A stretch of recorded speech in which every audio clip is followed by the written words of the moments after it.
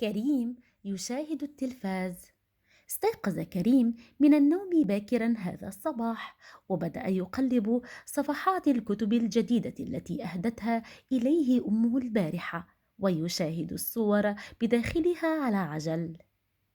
مم، حسنا، لقد انتهيت من مشاهدة الصور. إنها جميلة. انتقل كريم إلى غرفة الجلوس أمام التلفاز. هيا بنا نشاهد الرسوم المتحركة يا سنوبي. سوف نشاهد اليوم حلقة جديدة ممتعة.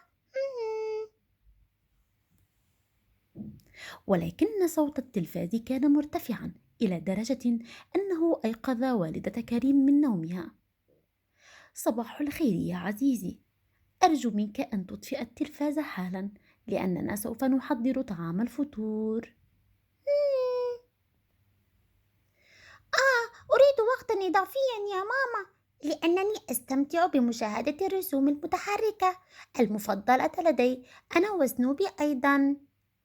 قبلت والدته منحه بعض الوقت الإضافي ريثما تحضر الفطور الساخن، بينما كان كريم يبحث عن آلة التحكم عن بعد.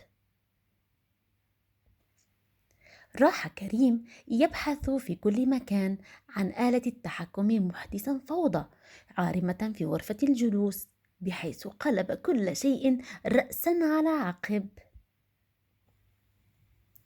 انظر يا كريم، إنه سنوبي الذي خبأ آلة التحكم تحت قوائمه.